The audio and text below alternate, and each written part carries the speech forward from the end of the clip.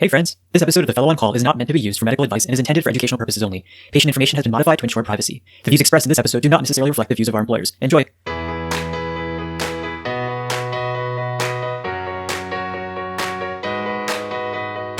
Welcome to another episode of The Fellow on Call, the Heme podcast. We're coming at you from Rouleau University Medical Center. I'm Ronak. I'm Vivek. And I'm Dan. And in today's episode, we're continuing on this discussion about what to do when anticoagulation fails.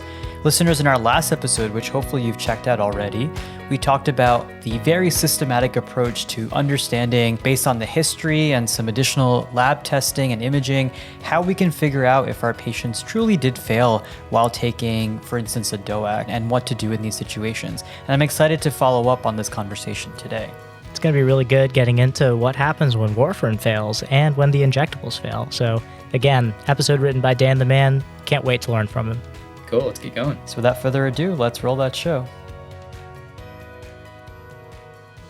All right, guys. So Dan, I have to ask you, you texted us about some sandwich shop that you went to recently and you were really excited about it. So we are opening the floor to you on this very public forum to share with us why you thought the sandwich shop you went to was the best sandwich shop you've ever been to. It is just incredible. I'm so lucky that I can walk to it, and I swear that is not the main factor in my loving this place. I actually have a bag of sandwich sitting right here next to me that I'm very excited to get into when we finish recording, so I'll have to blast through this episode. It's called Build Sandwich Palace, BSP for short. Everything is either sourced from an awesome source here in town or house-made. Everything is incredibly seasoned. Sandwiches change week to week. They are open Thursday through Sunday. Check them out. Can't go wrong. Bill's Sandwich Place. Not endorsement. They're not endorsing us. They're not paying us to say this. I legitimately love this shop. Do they have house-made potato chips? I think the chips are also very important for these sandwich shops. They have a house-made potato salad that will absolutely knock your socks off. That counts. That counts. Big potato fans in the house, I can see. It's the kettle-cooked jalapeno chips, though. That goes well with the sandwich. So even if they didn't have in-house potato chips, if they sell the kettle-cooked ones, the ones with the green bag, I think they're usually, I forgot the brand, big fan. But, you know, if the next time you go to the sandwich shop, be sure to mention that you have a podcast that you're a co-host of. And, you know, maybe we could see a little bit of free sandwiches are perfectly fine and accepted. So we'll take that as well. So guys, again, last time we had this great discussion about what to do when our DOACs, which we're often prescribing for our patients with new DVTs and PEs, fail. And as Vivek alluded to, you know, the next conversation from here is what do we do when we put our patients on warfarin for whatever reason, and the warfarin ends up failing? How do we approach these patients? And this is certainly a much trickier discussion, so I'm excited to get into this today. So Vivek, I think you said that you had recently seen a patient where this was applicable. So I'm curious to hear what the case was, and maybe we can use that as our launching off point to have this discussion. Yeah, so I've got a good case here. We have a 36-year-old gentleman with a history of antiphospholipid antibody syndrome, or APLS is what you'll see. And this was diagnosed after a stroke and a left lower extremity DVT about a year ago. He comes in with a red leg, but this time it really is concerning for maybe cellulitis. An ultrasound was ordered to look for microabscesses, and the patient calls your office to tell you that they found a clot in the leg on that ultrasound. He's concerned because he has been very careful with his warfarin prescription, and reviewing his INRs, they have been firmly within the therapeutic range. So what do we do now? All right, I officially revised what I said in the first episode about checking the drug level being the first step. The first step is figuring out whether or not this is truly a new clot. What leg did the team find that clot in? They found the clot in the left leg. Okay, and did they, by chance, compare that ultrasound to the old imaging? Like, how do they describe the clot on the report? Naturally, there was no comparison listed in the imaging report. This is no knock on radiologists. It just depends on where you got these imaging studies done. And it just says a non-occlusive thrombus observed in the left popliteal vein. Okay, so this is a pretty common scenario. This patient had imaging done at a new location, somewhere different from where they had their original diagnostic imaging, and a critical alert gets sent because the reading radiologist doesn't have the context to know that this clot had been there all along. I often counsel patients that the blood thinners we prescribe, they're not clot buster drugs, right? The body's main priority is to restore blood flow, and if that means by fully digesting the clot, then the clot may go away completely, but often it means just tunneling through enough of the clot that the blood flow is restored, or even collateralizing blood flow through other vessels around the area of obstruction. And so that residual clot in the vessel often becomes what we call organized, or essentially converted to scar tissue. In this case, we really need to compare that ultrasound that this patient just had to his original one to see if the clot is in the same place. It makes a lot of sense. So when we pulled up his old imaging, his clot extended from the femoral vein through the popliteal, and this was felt to be a residual clot like you had just described. But what if it hadn't been that simple? What if this patient really did have a new thrombus despite his perfect INRs? So when that happens, the first thing we need to do is try and understand if this patient's INRs really mean what we think they do. And what I mean by that is, does that patient's INR correspond to a therapeutic level of factor 10 suppression? And particularly in the case of antiphospholipid antibody syndrome, there can be some disease-specific influences on this lab testing that can really change what the INRs mean. Vivek, do you want to talk a little bit about that? Yeah, so antiphospholipid antibody syndrome is a very, very hypercoagulable state. It's something that you've probably heard about and probably are extremely confused about and don't really know how to order the testing and always want to order it as an inpatient. So we're going to take a brief aside here to explain what antiphospholipid antibody syndrome is, and then I'm probably going to be quiet the rest of the episode. This is really my only contribution here. So what is antiphospholipid antibody syndrome? It is a hypercoagulable condition. So you can diagnose antiphospholipid antibody syndrome by looking at a few different tests. One of the big buckets is looking at ELISA testing to identify antibodies. There are many different antibodies implicated in this syndrome, but what we do know is that we can test for two specific ones. One is the anti-cardiolipin, and two is the anti-beta-2 glycoprotein. And what you'll see is we get an IgG and an IgM for both of these antibodies, and we really only find them clinically relevant if they're super high, and what I mean by that is greater than 40. This will be in our show notes. We'll have another episode on APLS. I just wanted to mention it here.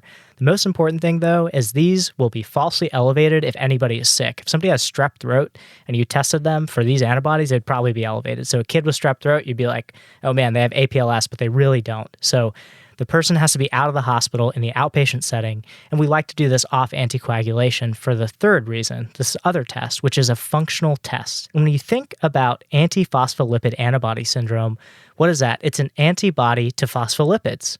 And when we run our coagulation testing, the way that's done is that you add the patient's plasma, which has things like clotting factors and things like that, and then also add into the test tube phospholipids and calcium, things that will promote clot formation, and you look at the time it takes to form a clot. In the case of antiphospholipid antibody syndrome, particularly those who are higher risk, they will have an antibody that will bind to the phospholipids that you add to the tube, and they will falsely elevate these tests. So you'll have a falsely prolonged PTT and a falsely prolonged PT, even though you don't have a bleeding tendency, right? Because it's just messing with the assay. It's not an antibody that's messing with your factor activity. It's an antibody against phospholipids, which is required by the assay.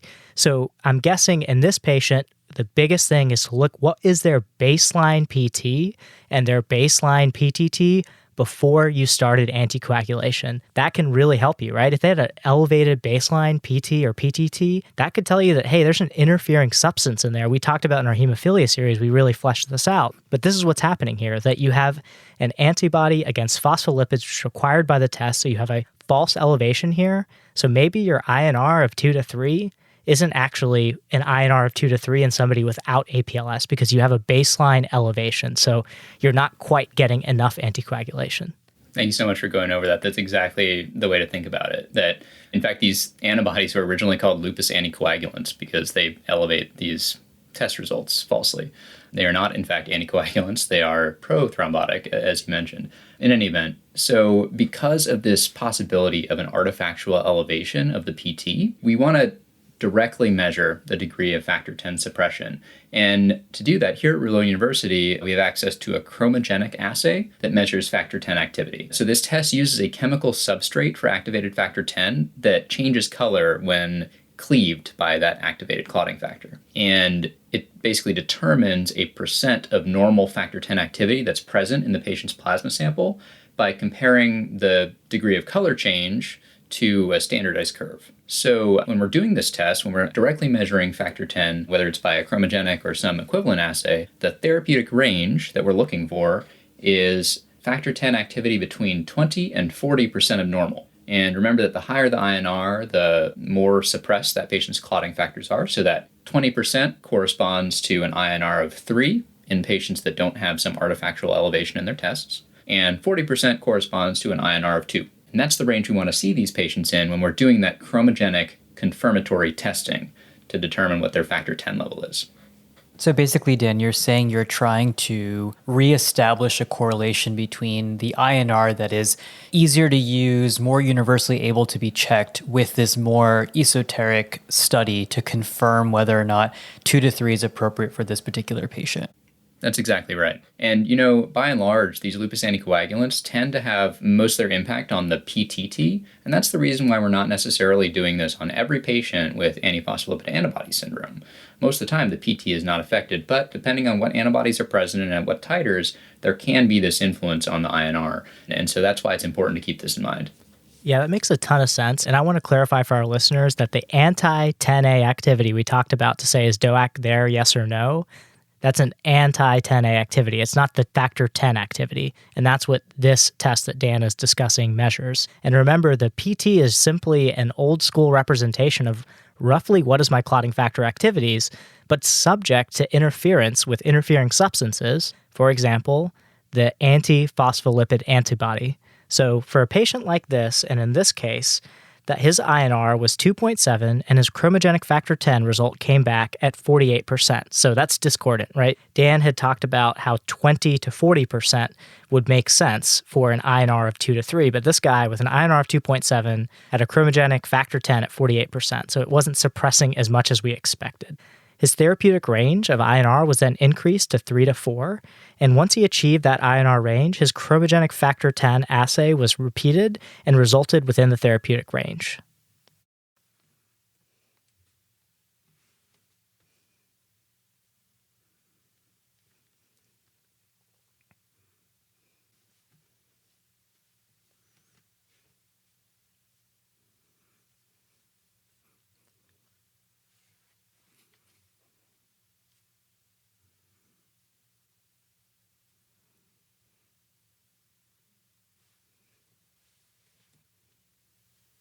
Speaking of switching somebody to an injectable anticoagulant, I think that really wraps up the case for a warfarin failure. That's really when you're thinking, if their INRs were therapeutic, right? That's the first thing you're going to, is the clot enrolled? Are their INRs therapeutic? And if their INRs were therapeutic, you better be thinking there might be an interfering substance here. There might be an antiphospholipid antibody messing with my assay. So my INR is not accurate. It's not the right INR measurement, this goal of 2 to 3. Maybe we need to change our goal. You might be asking, why don't you just monitor chromogenic 10 activity? Because it's a very hard test to run, expensive, requires a specialized center. So that's why we don't just willy-nilly run chromogenic factor 10 levels, looking at the direct drop in factor 10 activity.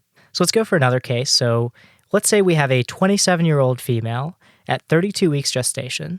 She has a minimal past medical history, but developed a small DVT in her right lower extremity a few weeks ago and was started on enoxaparin, also known as lovenox, at 1 mg per kg BID. She is now coming into your office reporting worsening swelling and pain in her right leg. She got a repeat ultrasound, and that confirmed significant proximal extension of the thrombus.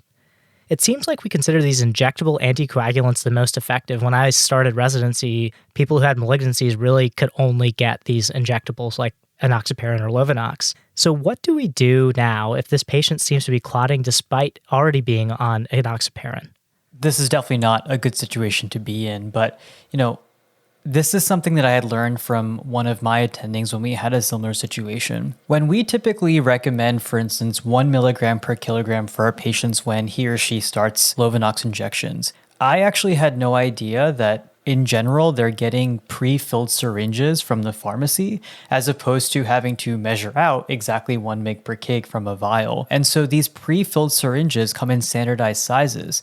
And so if you, especially in patients that are on the extremes of weight, they may either be, in some cases, underdosed because we are just giving them the pre-filled syringe as we would for our standard patients. And so in reality, these patients may have had a breakthrough event, not because they weren't taking their medication religiously or they're having absorption issues, simply because we are not dosing them with the appropriate therapeutic amount of lovenox. And so this is not something that we typically do, but in these situations, it may be helpful to once again check these therapeutic levels to ensure that the patient is in the appropriate range. And so certainly check with your lab to make sure that this is feasible, but you can check lovenox levels or these low molecular weight heparin levels just as we would for like warfarin or IV heparin.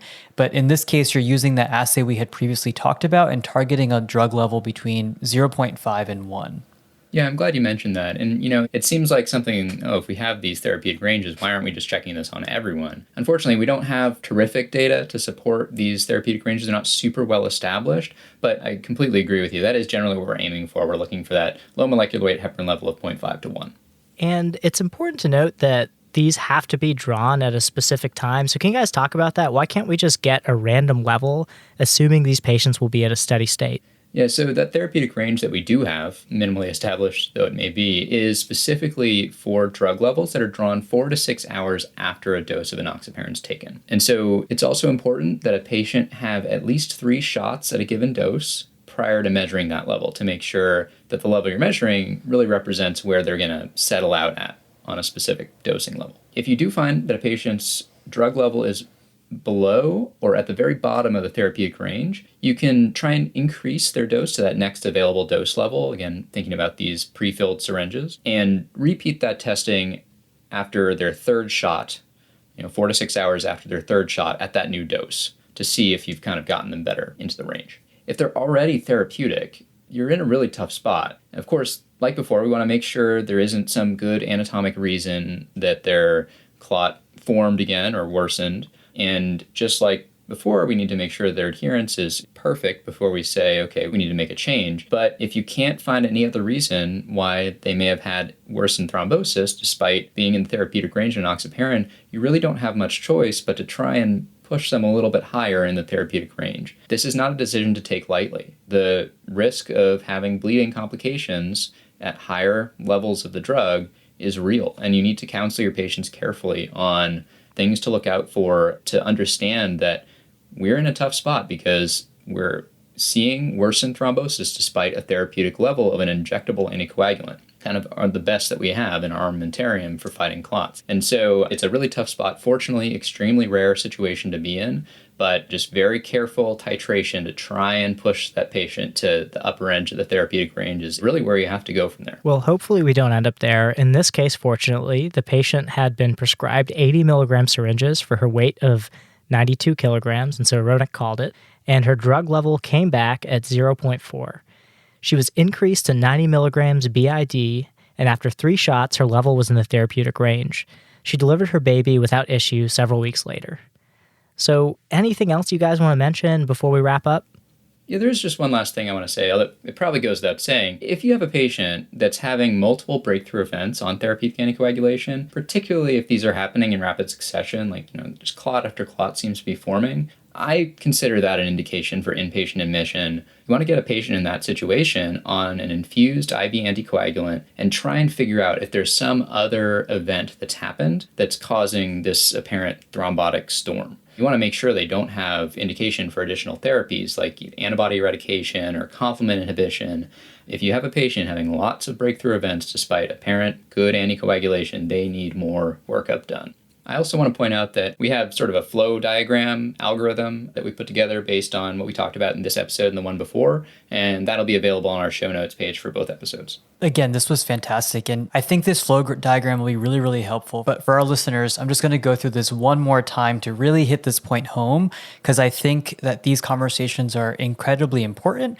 But as we're alluding to, they happen all the time. So number one, if you have a patient coming into the hospital with a new clot while being on therapeutic anticoagulation, the first step is we want to confirm, is it truly a new clot?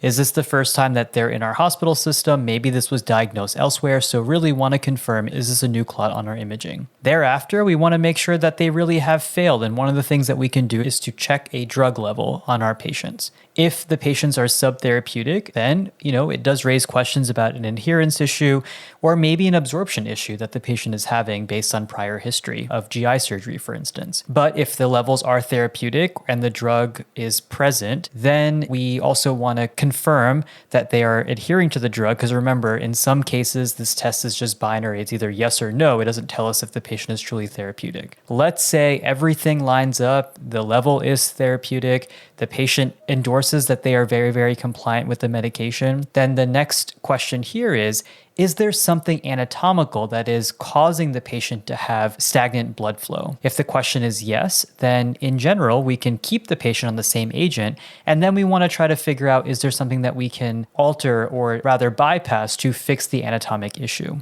If anatomy is not part of the problem, then we have different options. So if anatomy is not a part of the problem and they were previously on a DOAC, well, then this may be an indication to switch them over to something like warfarin or a heparin-derived product like low molecular weight heparin or lovenox. If the patient was on warfarin, then this begs the question of whether or not the INRs that we've been following are truly representative of what that patient's anticoagulation status is. And that's where the chromogenic factor 10 assay comes into play. If the patient is subtherapeutic on the chromogenic factor 10 while taking warfarin, then, we can adjust their therapeutic ranges. If they are therapeutic, then we can adjust the therapeutic range once again, but maybe try to alter the regimen to try to get them to that higher end of therapeutic. And then if all of this is not the case and the patient does not have anatomy that's a problem and they've previously been on low molecular weight heparin, for instance, and they're still having a clot like our patient that was pregnant,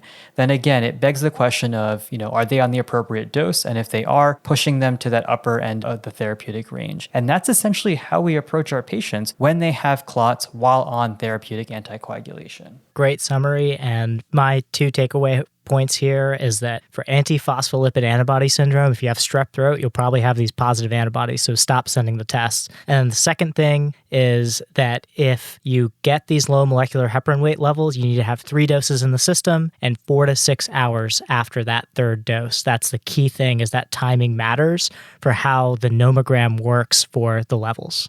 Great reminders all around. Yeah, I'm glad we got to go through this, guys. Thanks so much.